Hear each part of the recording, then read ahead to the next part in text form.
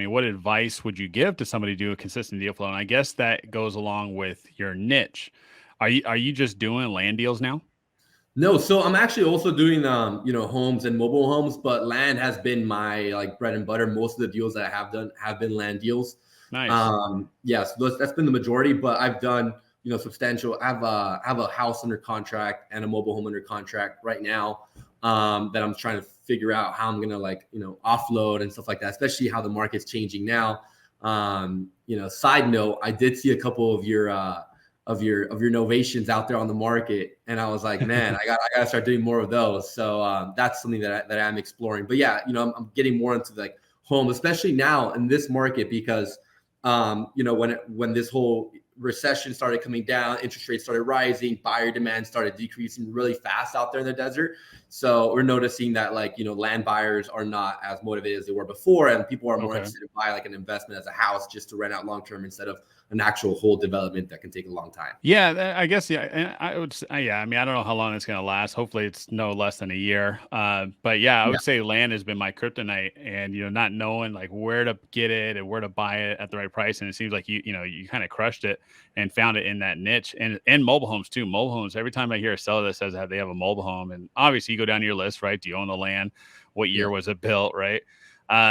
But man, I know you got to get it like super low. So it sounds like you've been really, really good at that. Yeah. I mean, actually, the deal we're looking at right now, I think, we can't, obviously, you can't base it off Redfin's value, but Redfin's estimates like at 360. Seller saying she's willing to sell for me for 90,000.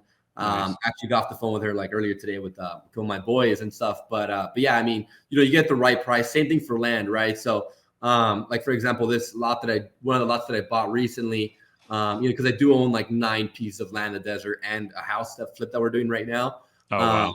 but one of those lots we bought for 20K, and the seller bought for 60K back in 2007 or so, right? So a lot of times it's like the motivation, right? What's the motivation? Yeah, you bought for that price, but are you tired of paying those taxes every year? Property tax, you're not going to do anything with the property. It's going to be sitting there. You don't want to put it on the market and wait for all those offers. Like, I'll just give you a solid offer, and yeah, you can put it on the market and wait for the right buyer to come into play. But if you take my 20K today, like that's much I'm gonna give you. And that's pretty much the way I negotiate with them. I'm like, hey, you can wait on the market, sit there for a little while, or you can take my cash today. And like a lot of, that's how I've been able to focus on the land, especially being able to value it and know what it's worth, right? With utilities and all that stuff after Well, doing all that. let's stop there. What do I need when I'm looking at a land deal? What Yeah. do I need to look at to let me know it's a deal, right? I know you, and I know some great guys who are just crushing it in land. So, but because I have you here right now, I want to pick your brain a little bit Yeah. with the land. And I had a sellers, when they ask, you could do all these things with it, blah blah blah, right? But Yeah. when how do I know it's a deal? I mean, what questions should I ask the owner um, beforehand to make sure I know I have a deal in my hand? Good question. Good question. So, man, I've been doing land for a while, but even then, like there's still things that I learned to this day, recently, and you think you know it all, but then there's like all these other things, and you're like, holy smokes, man, land, so much to it, right? But one of the most important things you look at is one thing would be road access, right? So if it has road access, that's important, especially in the desert. I have one property that's landlocked that doesn't have road access, but every other property has road access, which is great, right? Another thing that you look at is utilities. Is there water? Is there power on the property? And if there is it just on the street or is it hooked up to the property, right? So typically like being hooked up to the property would be a water meter already existing on the property instead of having to hook up a meter, which could cost anywhere from $15,000 to $40,000 more. It depends on what water district or area you're in the desert. So that has a huge effect on the value of the water meter. And then the views, what views are around there, like, people like them seeing the mountains close by. People like to see Joshua trees on their lot, right? So that's another thing that's really important. Another thing that's really important is comps, right? What are comps selling for? What's a comp selling for a remodeled house? What's a comp selling for a new construction house, right? Like when you say comp, sorry to cut you off there. When you say comps, are you comping it to other pieces of land? Are you comping it to buildings that are already there? And then what percentage do you get that piece of land at? Good question. Good question. So I usually comp with both. So I see, hey, how much is land trading for right now on the market? How much has it been selling for? For these retail buyers that are developing. and how much is a home worth once you build on it, right? So Gotcha.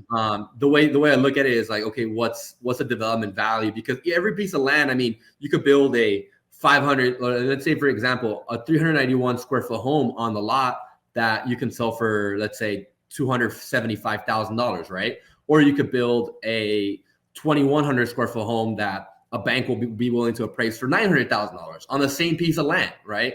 So it's just insane how you see those value differences in terms of like square footage and size. So what I like to do when I look at a deal is see, okay, how am I able to get the land cheap enough where I'm getting it typically like under 50% of like, you know, these higher comps for just land, right? So typically if I see a land comp, like for example, that comp that I bought for 20,000, I saw some comps going for like 60,000 that sold on the market to other investors. So at 20,000, I knew it was a pretty good deal. And what's really good about that one too is that right next door they're actually building another house, and 2,100 square feet they got it appraised for $900,000, right? Wow. So yeah, so it's like really close by. So that, you know, me kind of being in the real estate investment game, I try to run my numbers in terms of like how much would it cost, you know, per square foot to be able to develop something of this nature. And you know, if you're going to be able to sub everything out, you're going to get stuff way cheaper than you would using a GC. Especially out here for new construction, because GCs are like flooded with projects right now. So they're willing to charge whatever they can. I mean, they're charging however much somebody's willing to pay, right? So up to like $500 a square foot, when in reality, you could probably be able to get it down to like $220 a square foot, right? So huge difference in terms of like